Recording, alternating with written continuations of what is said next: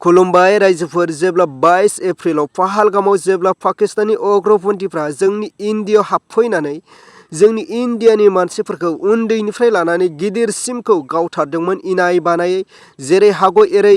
इनाय बानाय गावथारदोंमोन बेखौ लानानै जोंनि इन्डियायाबो ओरैनो जिरायनानै थायाखै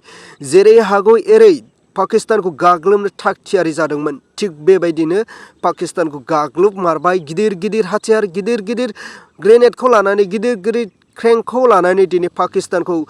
96 घन्टा गाग्लोबनायावनो दिनै पाकिस्ताना आंखाल जानो गोनां जादों रायजोफोर आरो बे आंखाला मा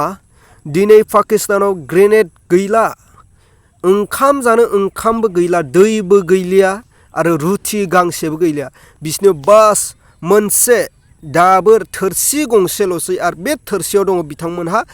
अन्थाइ थोबसे बे अन्थाइखौ जानानै बिथांमोना दिनै जोंनि इन्डियाखौ गाग्लोबनो हालिया दिनै जोंनि इन्डिया गोबां गाग्लोबगासिनो बिथांमोननि पाकिस्तानाव गोबां ग्रेनेड गारहरगासिनो दिनै पाकिस्ताना बेखौ नुनानै शक जादों रायजोफोर दिनै पाकिस्ताना सारेन्डार जानो गोनां जादों दिनै गिनो गोनां जादों अब्लाबो दिनै जोंनि इन्डिया ओरैनो हगाराखै जायफ्रा जोंनि इन्डियानि मानसिफोरखौ गावथारफैदों बिथांमोनखौ गाग्लोबनो दिनैहाय इन्डिया गाग्लोबगासिनो 96 घन्टा गाग्लोबनाय लोगो लोगो दिनै पाकिस्ताना आंखाल जानो गोनां जादों रायजोफोर दै थोबसे मोनलोङाखै दिनै पाकिस्ताननि मिलिटारिफ्रा दिनै ओंखाम गरसेबो मोनजायाखै बिथांमोना रुथि गांसेबो जानो बिथांमोना राहा गैलिया दिनै पाकिस्ताना रानस्राव बास्राव जानो गोनां जादों अब्ला बोरै जोंनि इन्डियाखौ गाग्लोबनो हालायखो दिनै जोंनि इन्डियायाव गोबां गिदिर गिदिर हाथियार गोबां गिदिर गिदिर क्रेंक दङ नङा होनब्ला रायजोफोर थिग बेबायदिनो दिनै पाकिस्तानखौ गाग्लोबनो थाखाय जोंनि इन्डियानिफ्राय गोबां गिदिर गिदिर हेलिकप्टार थांदों आरो बे हेलिकप्टारजों दिनै नायगंहैनो हादों पाकिस्तानाव मा दङ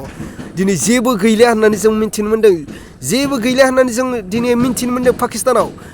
अनलि थरफा थरनै ग्रेनेडल'सै दिनै टुक्रियाव अन्थाइनि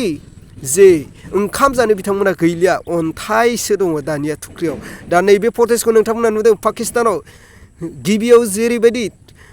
दावराव जादोंमोन बिथांमोना जों जुजिगोन इन्डियाजों होननानै बिथांमोना दिनै नाजादोंमोन नाथाय जेब्ला इन्डिया 96 घन्टा बिथांमोनखौ गाग्लोबदों अब्लानो दिनै पाकिस्ताना आंखाल जानो गोनां जादों गिनो गोनां जादों जोंनि इन्डियाखौ रायजोफोर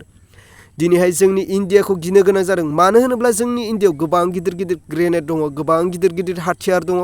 गोबां गिदिर गिदिर हेलिकप्टार दङ बिथांमोननि देशखौ नायहैनो आरो बिथांमोननि आखायाव मा हाथियार दंबावो बेखौ नायहैनो थाखाय जोंनि इन्डियायाव गोबां गिदिर गिदिर